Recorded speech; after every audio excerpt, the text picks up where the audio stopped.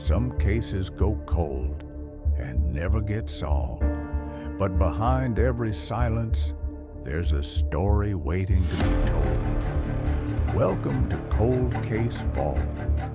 We go deep into the unsolved, the forgotten, and the downright chilling. Let's open the file.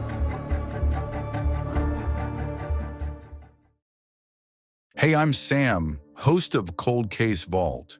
Today's story isn't just about boxing, it's about a world champion who won the fight of his life and was found dead 48 hours later. No wounds, no drugs, no answers. Was it fate or foul play? Let's dive into the mystery of Paul Bamba. From the Bronx to the belt. Paul Bamba was no stranger to struggle. Born and raised in the Bronx, New York, Paul's early life was defined by instability. He entered the foster care system before he could even spell his own name, moving from one group home to another, facing a constant churn of unfamiliar faces and unfamiliar rules. He had no safety net, no consistent parental figure, just grit and pain. By the time he was a teenager, Paul had been through more than most endure in a lifetime. Run-ins with the law, sleeping on couches, skipping school. But deep down, there was a fire in him, a refusal to be forgotten. Boxing entered his life by accident, or maybe fate. At 16, after a street fight outside a bodega, a local coach spotted Paul's raw talent. He handed him a card for a gym in Harlem and said, "Come train or waste it." Paul showed up the next day. The gym became his refuge, the ring, his sanctuary. He didn't just fight with fists. He fought with trauma, with memory, with hunger. And he was good, very good. But boxing wasn't just about throwing punches. It gave him something he'd never had before: structure, focus, a path. As an amateur, he was underestimated, a street kid with no real training. But Paul adapted fast. He studied opponents like a chess player. He memorized footwork, breathing patterns, psychological tells. He didn't win because he hit the hardest. He won because he thought the fastest. By 2022, Paul Bamba was fighting professionally. By 2024, he was headlining. He became known for his unorthodox style, his ability to switch stances mid-round, to bait punches and counter with surgical precision. Commentators called him the analyst in gloves. And outside the ring, Paul used his growing platform to advocate for foster youth and mental health. He was complex, introverted in private, explosive in the spotlight. But what really turned heads was the Vegas fight. January 2025, under the lights of the MGM Grand, Paul stepped into the ring as the underdog. His opponent, a three-time champion from Ukraine, bigger, stronger, and backed by the media. 12 grueling rounds, blood, sweat, a split decision, controversial. Many said the judges were biased. Others said Paul outsmarted his rival. Either way, the belt was his. Paul Bamba, foster kid from the Bronx, was now world champion. He cried on live TV, not out of pride, but relief. But less than a week later, he'd be gone. The victory and the void.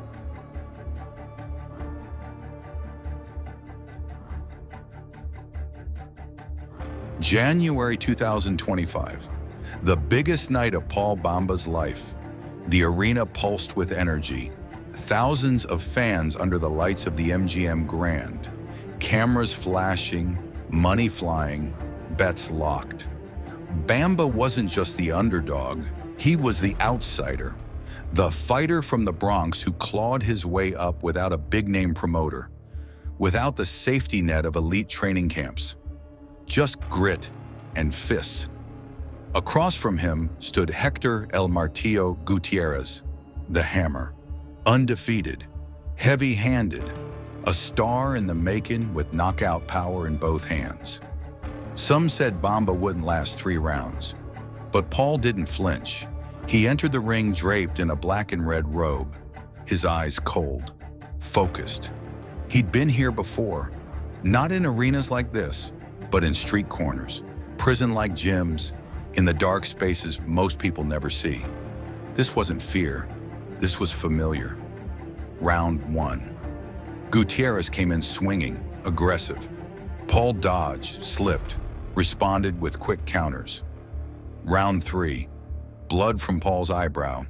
His trainer yelled to keep his head up. Round 5. A brutal body shot. Paul winced. The crowd leaned forward. Round 8. Gutierrez landed a right hook that sent Paul crashing into the ropes. For a moment it looked over, but it wasn't. Paul rose, staggered, and smiled. Something shifted. The last 4 rounds were all Paul. He danced. He taunted. Landed sharp jabs, precise uppercuts. He looked like a man possessed. The final bell rang, and he raised his fist before the verdict was even read. Then came the decision. Winner by unanimous decision. Paul Bamba. The crowd erupted, some in cheers, others in boos. Gutierrez's corner exploded in rage. Accusations flew. Corruption, fixed cards, money under the table. Paul didn't flinch. In the post-fight interview, he looked directly into the camera and said, "This isn't about boxing. This is about surviving. I came from hell and stood in front of a giant, and I beat him. If they hate it, let them hate." That clip would be replayed 1,000 times. It became a symbol for street fighters everywhere. But behind the celebration, there were whispers. In the hotel lobby that night, Paul was reportedly seen arguing with a man in a suit, unidentified. Witnesses said it was heated. Security had to step in. Another report surfaced. Someone from Paul's team was locked out of his room the following morning. No answer. No sound. When staff finally entered, Paul was gone. His clothes were there, phone on the nightstand. But he vanished. Less than 2 days later, his body was found in an abandoned parking lot just off the Vegas Strip. No signs of trauma, no drugs in the system, no wallet, no ID. It was like someone wiped him off the board. This wasn't just a tragedy. It was the beginning of a deeper mystery.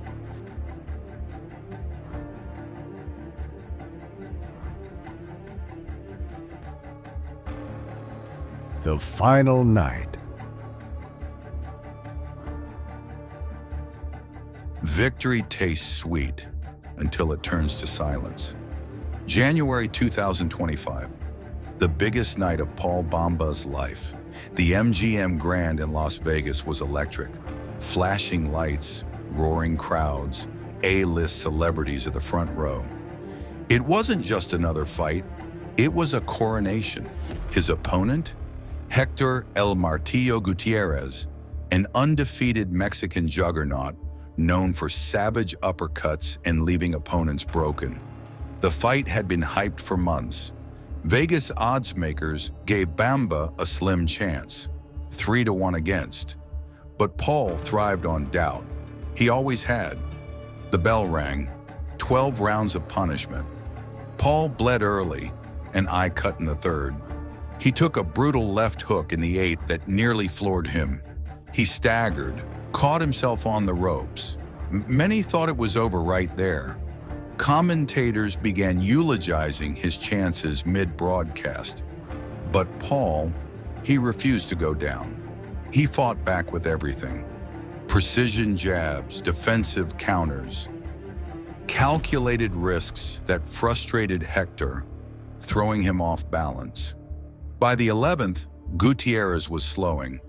Paul sensed it, and went in with a flurry of body shots and a sharp uppercut that made the crowd leap from their seats. When the final bell rang, no one knew who'd won. It felt split, maybe even favoring Gutierrez. Then came the announcement. Judge 1 scores it 115 to 113. Judge 2, 116 to 112. Judge 3, 117-111. All for your winner and new champion, Paul Bamba. Shock, booing, confusion. Then a wave of cheers from Bamba's fans. Gutierrez's corner exploded. His manager shoved a cameraman. Social media caught fire within minutes. Claims of rigged judging, a conspiracy. Rumors swirled that shady promoters had money riding on Bamba. Hashtags like #VegasFix and #BambaGate trended on Twitter. Some said Paul had the Nevada Commission in his pocket. Others said Gutierrez's people were sore losers. But Paul didn't care. He stood in the ring, holding the championship belt above his head, shouting into the camera, "I came from nothing, and now I'm everything." He was crowned king of the ring. That should have been the beginning of a new era. But within 48 hours, Paul Bamba was dead. A tangled web of motives. In the days that followed Paul Bamba's death, the media churned out speculation and fans demanded answers. But the investigators, they had one job: to trace the last threads of Paul's life, and they found a mess of them. First came the contracts. Paul had recently signed multiple high-stakes deals. One of the biggest was a $2.5 million endorsement with a European athletic brand. It was supposed to mark his transition from underground phenom to mainstream star. The contract was airtight, but there was one peculiar clause. Paul had to stay active and visible for at least 60 days after his win to receive full payment. He died on day 2. Then came the revelation that Paul had been preparing to sever ties with his longtime promoter, Vic Cardenas. Vic wasn't just any boxing manager. He was a controversial figure with a history of lawsuits, contract disputes, and whispered associations with organized crime families based in New Jersey and Miami. Paul had been quietly setting up meetings with rival promoters, seeking more control over his career and a clean break. According to emails recovered from his laptop, Paul was ready to expose Vic's manipulation of fight schedules, illegal conditioning drugs, and under-the-table fight fixing. One message, sent just a week before the bout, read, "I'm done being someone's pawn. After Vegas, I walk. Let's set a new legacy. My terms." Those close to Vic said he had a temper and didn't handle betrayal well. Then there was Gutierrez's camp. The upset loss cost them millions. Gambling insiders claimed massive last-minute bets had been placed against Gutierrez, raising suspicions of an inside job. Sports message boards lit up with theories. Had Paul thrown earlier fights? Was Vegas rigged? Was there a fight mafia pulling strings? One anonymous source close to Gutierrez told the press, Paul knew something. He knew how the game was rigged, and he wasn't scared to say it. If Paul had gone public with what he knew about Vic, about Gutierrez's team, about the corruption in boxing, it could have blown the entire industry open. And let's not forget the surveillance footage. The night he checked into the Grand Lux Hotel, Paul wasn't alone. 2 men entered with him. They left without speaking to the front desk. They never returned. And despite clear footage, neither man has been publicly identified. Were they friends? Handlers? Something more sinister? The stimulant found in Paul's body, a synthetic compound illegal in the US, but often used in unregulated international supplements, could have been slipped into anything: a drink, a protein bar, even an injection during his post-fight massage. It was subtle, hard to detect, and deadly when mixed with a high adrenaline. Someone knew what they were doing. Someone wanted Paul Bamba gone.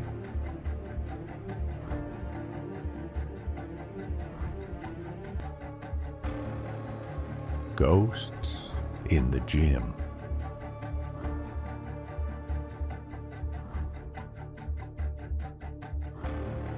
In the final weeks before Paul Bamba's death, there was a change, a shift in his energy that those closest to him couldn't ignore. He wasn't just training harder, he was watching over his shoulder. Close friends say he became unusually private. He skipped gym outings, canceled 3 interviews in a row, and once after a press conference, he made a quiet phone call in the corner, then left in a different car than the one he came in. His coach, Daryl Price, later said, Paul was acting like someone who knew he was being hunted. At first, people chalked it up to pre-fight nerves, pressure, fatigue. But then Paul did something out of character. He had 4 high-resolution security cameras installed around his home, all motion-triggered, all linked to an off-site cloud server. He changed the locks, added a second phone line, one nobody knew about, and began refusing room service at hotels.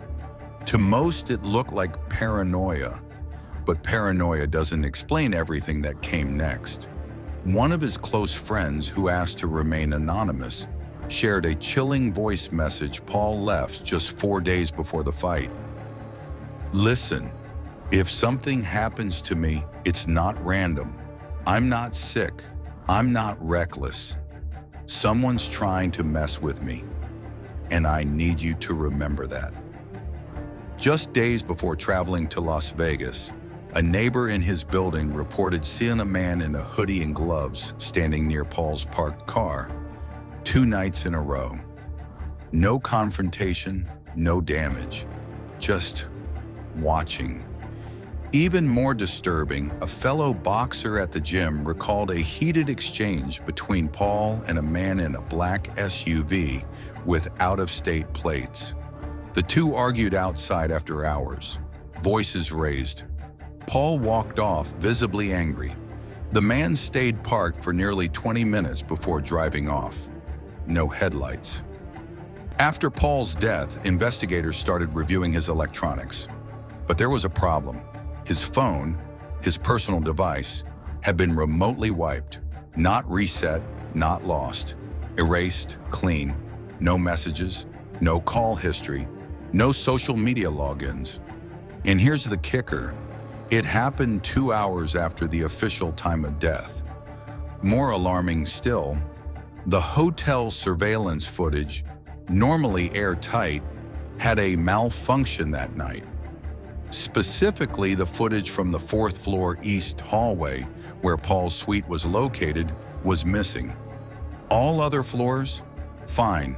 All other cameras, operational. Security claimed it was a storage error, a corrupted hard drive. But Paul's sister, Jasmine, called it what many were already thinking. It wasn't an error, it was an erasure. 1 missing hallway, 1 wiped phone, 1 dead fighter with no known medical conditions, and no clear cause. So now we're left with shadows and silence. Was Paul imagining it all? Or was he getting too close to something someone wanted buried? Because when the ghosts start whispering before the end, sometimes it means they've already chosen their target.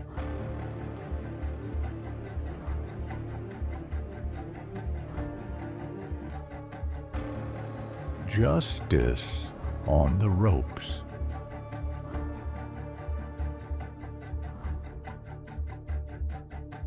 When Paul Bamba died, the city of Las Vegas turned the page far too quickly. The official statement came less than a week after his autopsy. No signs of foul play, no open criminal investigation at this time. Just like that, the biggest night in his career turned into a footnote, a tragic health episode, but not for his family, not for Jasmine. His older sister and closest confidant refused to let it end there. Jasmine Bamba had been by his side through every low and every climb. She knew Paul better than anyone, and she knew this wasn't natural, so she went to war. She hired a private forensic pathologist, a cyber investigator, a retired DEA analyst. She started a petition, gave interviews, went live on Instagram and TikTok, sharing behind-the-scenes footage of Paul's last days. Her voice cracked as she held back tears on camera. My brother didn't just fall over. Someone helped him down, and people listened. Podcasts jumped in, Crime Box, Boxing After Dark, Justice Cast, each one dissecting the case from a new angle. Reddit threads multiplied overnight. Fans pulled footage, re-watched the fight, analyzed crowd reactions. A TikTok clip theorizing that Paul was poisoned at the after party got 3.2 million views in 2 days. And then in March 2025 came the turning point. An independent medical report commissioned by Jasmine was made public. It confirmed what many suspected, but no one had proved. Paul Bamba died with a high-grade synthetic compound in his bloodstream, a compound so rare it wasn't on any FDA-approved list.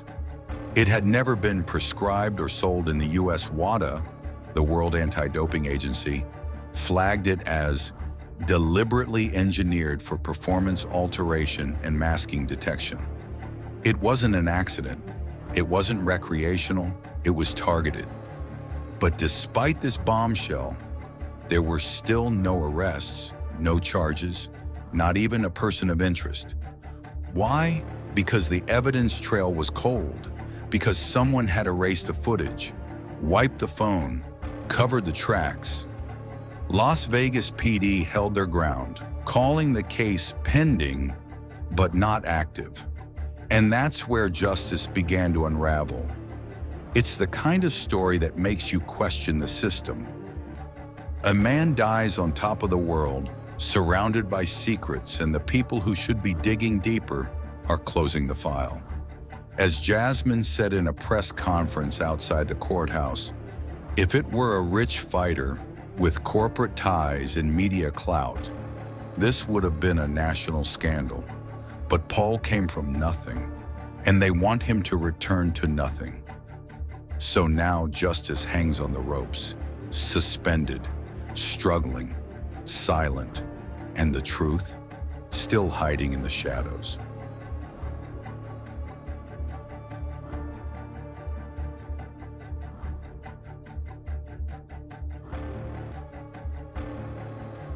Paul Bamba rose from the ashes of the Bronx and climbed his way into history. But before he could enjoy the victory, he was silenced. So who killed Paul Bamba? A bitter rival? A crooked promoter? A betrayal from within his own circle? We may never know, but one thing's certain, he fought his last round. And someone made sure he didn't hear the final bell. This was the last round. The Paul Bamba mystery, brought to you by Cold Case Vault. I'm Sam. Thanks for listening. Subscribe, like, and tell us what you think. Was this foul play or fate? Until next time, some champions fall in the ring, others taken out before the rematch.